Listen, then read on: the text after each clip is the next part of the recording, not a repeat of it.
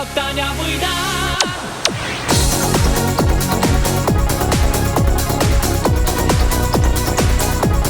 Värskelt taasiseseisvunud Eestimaal käisid asjad hoopis teisiti kui tänapäeval. Äri tehti kõige ja kõigiga ning kõik läks loomulikult ka müügiks. Noorte jaoks, kes kasvavad kaasaja ühiskonnas, kus harjutud, et kõikidel on õigused, kuid mitte ühtegi kohustust, nende elu veereks sellises keskkonnas tõenäoliselt üsna raskelt. Kuigi jutt on kõigest paarikümnest aastast, on elu tohutult muutunud. Elu ja ühiskonna heaks peegeldajaks on Eesti politsei tollase aja tegemised ja statistika.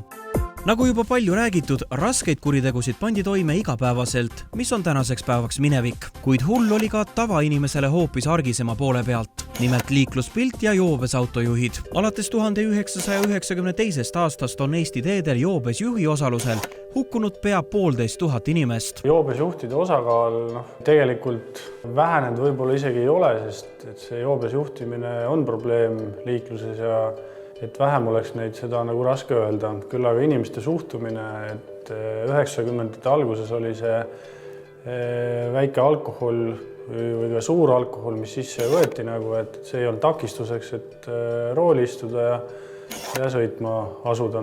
Et nüüd on inimesed rohkem endale teadvustanud, et kuivõrd ohtlik see joobes juhtimine on ja kuivõrd ohtu ta liiklus tegelikult tekitab. 90-ndatel suhtuti alkoholi tarvitamisse ja joobes auto juhtimisse hoopis teistmoodi ja see oli nii tavaline nähtus, et ma mäletan, isegi ühe öö jooksul oli võimalik autoroolis kõrvaldada ühel politseipatrullil 18 joodikut. See on uskumatult suur number. Tänapäeval jääb ühele patrullile vahetuse jooksul näppu keskmiselt üks joobes sõidukijuht.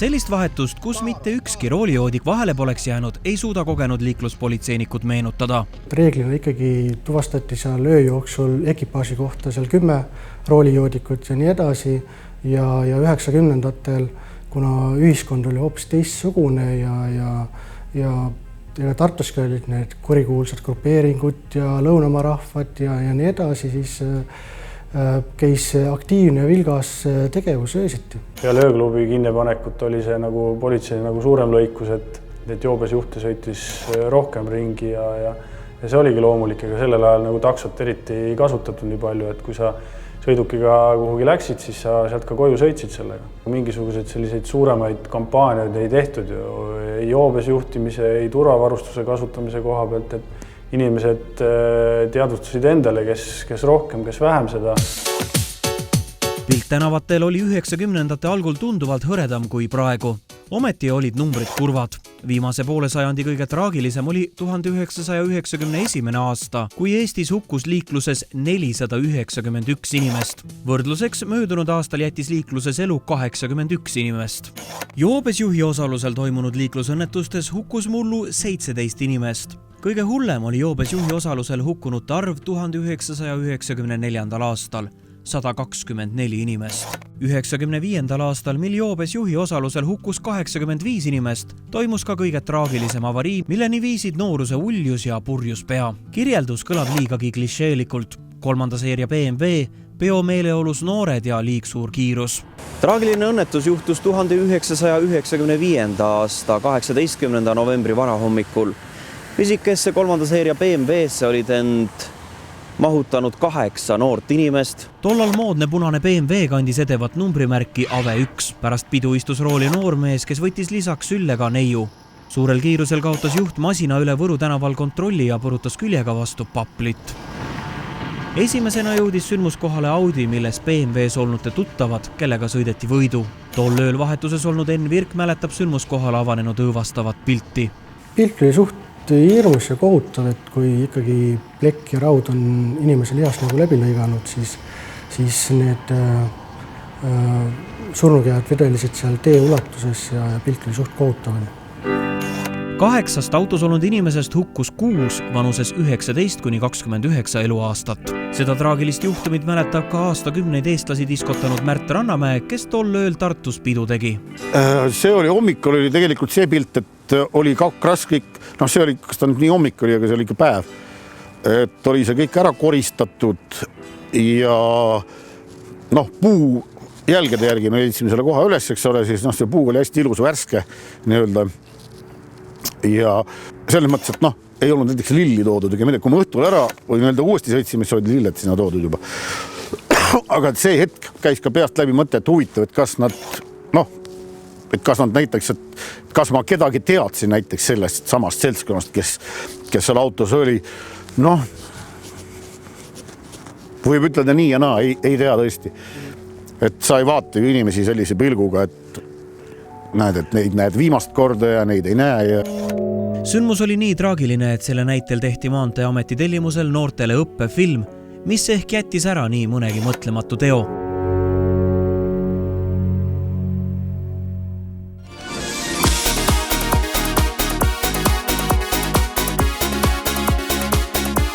Põhjus, miks me palusime just Märdil selles teemas kaasa rääkida, on lihtne. Kes veel peale korrakaitsjate puutub nii lähedalt kokku liikluse riskigrupiga? Veomeeleolus noorte inimestega. Mehel on 90-ndatest aukartust äratav mälestuste pagas. Tollel ajal oli neid kohti just 90-ndate alguses Eesti iseseisvusel ja neid kohti oli pööraselt palju ja järelikult ka sõideti rohkem nende kohtade vahel. Sõideti ühest külakohast teise külakohta, siis käidi linnas ja nii edasi ja nii edasi. Nüüd väikestes kohtades oli neid baare ja kõrtse oli nii palju ja nende vahet siis tiirutati ja seigeldi. Ja, mitte kaine. Võib-olla ka sellepärast on jäänud vähemaks seda liikumist, et klubisid on vähemaks jäänud. Ma ei oska küll muud põhjust tuua, et minu meelest tegelikult ju kõike seda sama, mis tehti vanasti, tehakse ka praegu. Kuule liikluspolitsei patrull, keda on kes tänavakandis, meil meest ajab üks ära. Nagu ühest suust on kõik 90-ndatel politseis tööd alustanud tõdenud, et oleks siis vaid patrullautos kaamera olnud. Laiemalt hakkas töö ülesjäädvustamine levima alles 90-ndate lõpu poole, kuid meenutused on meeste peades alles ning rääkida on nii mõndagi. Läks Võru tänavalt, Pevuri tänavalt, raud ülesõidu teeb siin avariohtliku olukorda. Massiliselt oli liikluspildis purjakil juhte, see oli saanud standardiks. Joobes juhtidega kaasnes ka nende hulk, kes karistusest pääseda püüdsid. Nädalavahetuse ööd reeglina korra ikka juhtus niimoodi, kus keegi siis üritas eirata politsei ametniku peatumismärgu on. Ei, sai mööda, Võru risti suunas.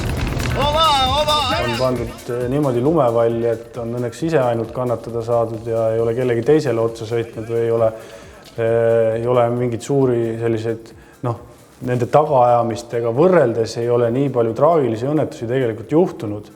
Et paar näidet on tuua mul siin isiklikult, kui patrullis oli üks mittepeatumine ja see kulges siis läbi Tartu linna Räpina maanteed mööda välja ja kiirused kasvad seal 200 km/h kiirusteni ja siis otsustasime selle tagaajamise nagu lõpetada ja sellel hetkel, nagu ma selle läbi mõtlesin, siis oli lihtsalt tulemeri, käis nagu seal põllu peal õhtusel ajal ja siis see auto lihtsalt sõitis teelt välja üle katuse ja välja tuli see, et see juht oli lihtsalt ilma juhtimisõiguseta, aga kahjuks sellel õnnetusel olid traagilised tagajärjed, et sellised kurvad näited, mis nagu traagiliselt lõppesid, et neid oli, aga oli vähe võrreldes sellega, kui palju tehti tegelikult mitte peatumisi politseile sellel ajal. 90-ndatel Eesti risti ja põiki läbi sõitnud diskor Märt Rannamäe toob välja tavalise liikleja tähelepanekud, mis meie teedel muutunud on. Kontrolli sattumise võimalust oli minu meelest rohkem. Tänu sellele, et lihtsalt oli rohkem füüsiliselt inimesi väljas. Rääkimata siin päris Vene ajast, kui meil oli ju ka ühiskondlikud liiklusinspektorid vist olid sellised asjad. Ja näiteks tänapäeval, kui sõita, ma sõidan samamoodi ikkagi jaanipäevad, uued aastad, kõik pühad asjad. Ja isegi kui on ette hoiatatud, et suured reidid asjad on, ma sõidan circa 800-900 kilomeetrit siin ühe päevaga. Ma ei näe kaugelt ka ühtegi politseiautot. Et see on nagu niivõrd kummaline ja siis tekibki selline et huvitav küll. Kampaaniaid tõepoolest korraldatakse, kuid inimressurssi on tunduvalt vähemaks jäänud. Et asi ülesmäge läheks, see on juba võimulolijate kätes. 20 aastat tagasi töötas politseis ja piirivalves kokku umbes 8500 inimest. Hetkel teeb seda tööd 4500 inimest. Ometi on statistika tunduvalt rõõmsamates toonides. Eks liiklusohutus ja see on nagu inimestele rohkem korda läinud ja liikluskäitumine, liikluskultuur on ka tegelikult paranenud võrreldes sellega, mis siis 90ndate alguses oli. Suurt rolli liiklussurmade vähenemises mängib kindlasti politsei tehnikapargi areng. 90ndate alguses oli põgenemiskatsete ja kihutamiste suur arv tingitud just sellest, et paljud alahindasid nõukogude autoga sõitvaid korrakaitsjaid. Eestisse hakkasid imbuma ju esimesed läänemasinad, mis tunduvalt võimekamad. Politsei maine siis oli kindlasti kehvem kui hetkemaine, sellepärast et siis ta oli nagu miilitsast oli üle tulnud politsei ja inimeste suhtumine eriti hea ei olnud, üritati küll politseiga läbi saada, aga sellist mainet politseil kui hetkel ei olnud. Esimene tööauto oli Moskvitš 412, millele ei olnud õige trehvi all ja eks see tehniline pool oli ka natukene selline, nagu ta oli, et ei käinud ju autod meil kuskil hoolduses, vaid kuskil garaaži all nokitseti neid natukene ja pidid nagu ise rohkem ka vaeva nägema, et sul auto oleks korras ja millega sa nagu tööd tegid, et vahel nädalavahetusel mutitasid ise ka seda autot ja vaatasid, et kui tööl olid, et ta oleks sul korras ja sellega sõita saad.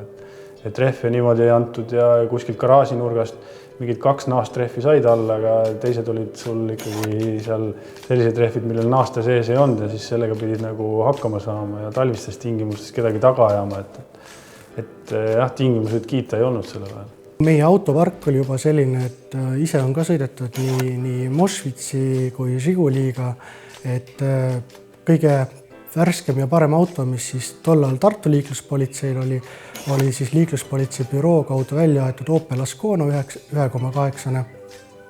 Et teised olid kõik Vene automargid olid. Ja ma mäletan, et kui ma nüüd 19-aastaselt tööle tulid, et kui ma olin praktikandina avariigrupi korrapidaja juures, siis käisime sündmuskohal eravärvides Moskvitši kombiga. 27-15 oli selline mark oli. Kui siin mingid suurema mootoriga BMW-d oli vaja taga ajada, siis seal nägid ainult tagatulesid lihtsalt ja muud midagi teha ei olnud, kuna võimu autol ei olnud lihtsalt. Politseis on tehnika nagu paremaks läinud ja võrreldes sellega, mis siis oli ja et ei ole enam muret siin, kui auto katki on, et kus seda nagu parandada saab, et selles mõttes on loomulikult paremaks läinud, eks sellest tingituna, et kuna politseil on tehnika parem, siis ei toimu neid eest ära sõitmisi ka enam nii palju. Tuleb tõdeda, et midagi väga roosilist meie liikluses ka pole. Siiski oleme teel paremuse poole. Kindlasti on inimeste teadlikkust liiklusohutusest suurendanud ka meediaväljaannete kajastused nii juhtunud õnnetustest kui nende inimeste avalik näitamine, kes joobes päi mõne lollusega hakkama saanud. See on see eksimine, mida sa teed teiste inimeste vastu ja rääkimata, et sa ei austa ennast. Aga eelkõige just, et sa ju tegelikult suures mahus paned teised ohtu ja seda, et nüüd midagi ei juhtu, see on väga selline, seda ütlevad kõik, et ei juhtu kunagi midagi, sest ma sõidan nii hästi ja fakt on, et midagi ilmtingimata kunagi juhtub ikkagi. Et ei saa ikka endale nii kindel olla, eriti just nimelt, kui sa oled siis ka igasuguseid huvitavaid vägijooke proovinud. Igasugused seeneteed minu meelest ja kõik muud asjad tänapäeval käivad sinna samasse alla. Rääkides siis narkootikumidest näiteks.